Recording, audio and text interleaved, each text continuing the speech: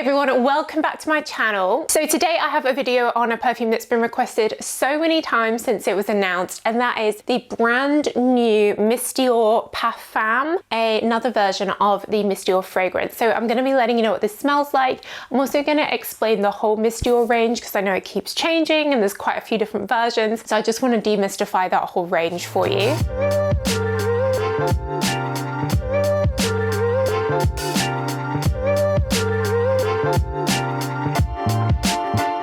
If you're new here, then hello, welcome. I'm all about perfumes. I have hundreds of videos just like this going through whole ranges, whole perfume notes, all the new releases. So do check out my other videos. Of course, I have my blog, SokiLondon.com, that has detailed articles on whole ranges, including discontinued versions. And also on there, you can get my fragrances, Empress, Aphrodite, and my super concentrated soy wax candles. And if you're a regular viewer, do make sure you're subscribed and give the video a thumbs up. That really helps me. And as always, I'll put the links down below to where you can get this all around the world. It's not out in every country yet, but I will update the links. Cool. So if we sort of go back in time a little bit and sort of talk about the history of the Dior fragrance. So the original Dior Eau de Parfum was from many years ago, sort of middle century, and it was a classic chypre fragrance. Chypre fragrance basically means a patchouli base, a rose heart, and a citrus top note, usually orange. Things like Coco Mademoiselle or a chypre, very common fragrance combination. It seems to have been replaced in the past few years by more of a jasmine and vanilla combination, like 2020s, but if you go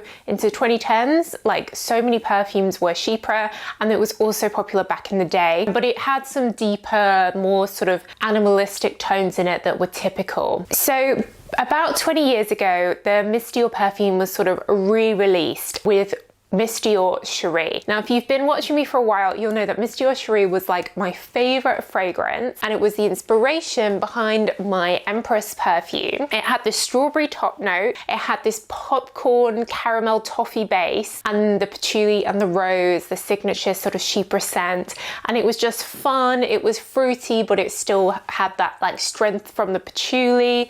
It was feminine, it was a little bit sexy. I loved that fragrance, and I was so sad when it was discontinued. Natalie Portman became the face of the fragrance, and they changed the name to Dior, and it had some of the same like notes as the original Cherie, but it had changed, and it definitely become lighter. Then more recently, in more recent years, sort of past sort of 5 to 7 years, brands kind of been changing a lot. Now, I understand that Dior's fastest growing market is East Asia. Often they'll launch products in Shanghai, like in the Far East. They won't launch them in Paris.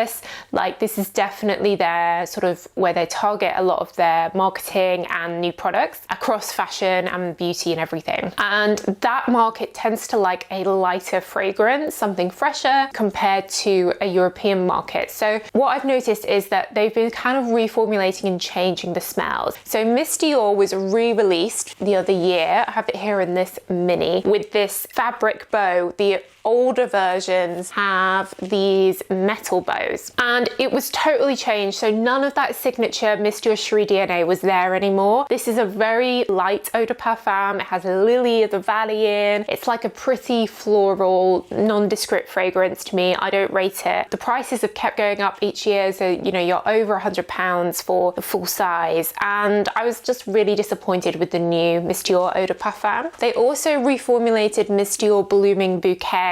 So this is what the new one looks like. This one isn't a massive change. The previous Blooming Bouquet was a fresh peony, very clean, whereas this new Blooming Bouquet is a sweet pea, so it's slightly sweeter. It doesn't have that same clean, crisp floral note. It is an eau de toilette. They also have Dior Eau de Toilette. Now that still comes with the metal bow on, and I was asking the team in Harrods when I was there to buy this new one the other day, and they said that one is being discontinued as well. I think all the metal bow perfumes are slowly going. Dior Eau de Toilette is a really pretty fragrance. It has like an orange, blood orange top note in, which is very refreshing, but it is incredibly light, and I find it doesn't last more than like half an hour. So for that reason, I don't recommend it. I'm intrigued to see what they'll come up with as a replacement. So we then have Miss Dior Absolutely Blooming. This was discontinued last year, but some places do still have stock. When a perfume gets discontinued, it won't just disappear off the shelf straight away, because these are manufactured in massive quantities. They'll probably buy millions and millions of units of the glass bottles, the lids. So when they stop making it, it doesn't mean there's still loads of stock all around the world that needs to be sold. So just because you still see it doesn't mean it's not discontinued. But a lot of places now don't have this out on show. Absolutely Blooming, it wasn't on show in Harrods, so it is slowly disappearing.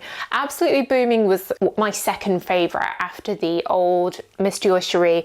It had those fruity top notes in, which I really liked, that gave me those echoes of the Cherie strawberry, and it also was strong. It's got lots of like body to it. It's an eau de parfum, lasts much better than Miss Dior eau de parfum. There is of course Miss Dior Rose and Roses. That is a very fresh, light, simple rose fragrance, like a rose water type thing. So now we come on to the new release, Miss Dior Parfum. So we've had a few Miss Dior Parfums from the brand. There was a Miss Dior Cherie Parfum. Basically it means more concentrated than an eau de parfum. Typically eau de toilettes will be maybe about 5% fragrance oil. Eau de parfums can be up to 15 maybe, and then parfum could be anything higher than that. That's something was really important to me when I was creating my fragrances. Aphrodite is 30% fragrance oil concentration and Empress is 40%. So they're much stronger than what you would get from a mainstream designer, like mass market brand like Dior. So Miss Dior Parfum is definitely a release that I like, okay? So I've been disappointed with so many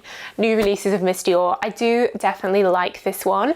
It's created by Francis Kurkdjian, who's the new like beauty director or fragrance director at Dior, and he of course is famous for his own perfumes, Baccarat Rouge, very, very successful perfumer. And I had quite a weird experience with this, because basically as I was walking up to the Dior counter in Harrods to buy this, I'm starting to get the smell, and my immediate reaction was someone's wearing Empress near me. Like, have I been spraying Empress today? I don't know.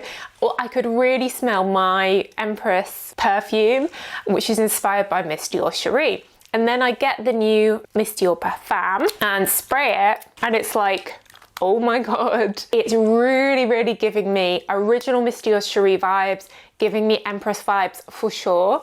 That strawberry top note is absolutely there. And then the patchouli is there as well. So it's giving me, they call it a fruituli fragrance, just like the Cherie was, just like Empress is. And I find that when you've been wearing these for a few hours and you've been wearing Empress for a few hours on the skin, they both smell very, very, very similar.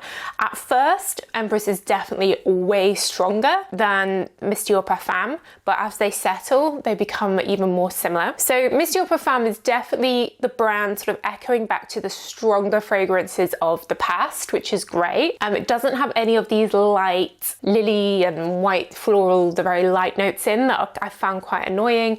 It comes, you know, it's very much like coming to you with the fruits. There's some apricot in there. It has a floral, generic floral central heart, and then that patchouli with a little bit of an amberiness in the patchouli, which kind of echoes back to that popcorn of Miss Dior Cherie. I do find that it's not as heavy or strong as I was expecting. I don't think it's as strong as Absolutely Blooming, which is marketed as an eau de parfum, and it's certainly not as strong as the old parfum versions of Miss Dior, but it is definitely stronger than Miss Dior eau de parfum, and of course stronger than all the eau de toilettes. It is for sure a Soki approved fragrance. It's definitely the type of fragrance that I like, these fruituli fragrances that inspired Empress. My only sort of nag is that the lasting power and also the projection isn't amazing. It definitely would require topping up throughout the day. It is the most expensive one because I guess it's meant to be the most concentrated. So this is the 35ml and this cost me £78. It comes in a 50ml, which is 107. Then the largest size is an 80ml. It's not 100ml, and that's £140.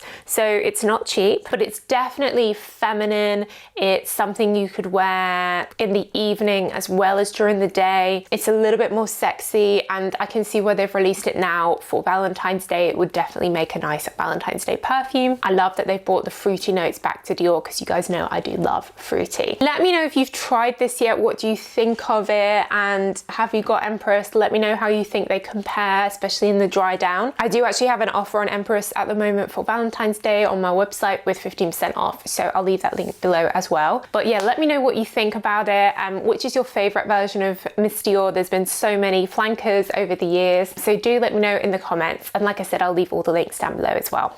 But that's it, guys. So thanks so much for watching, as always, and I will see you in the next video. Bye.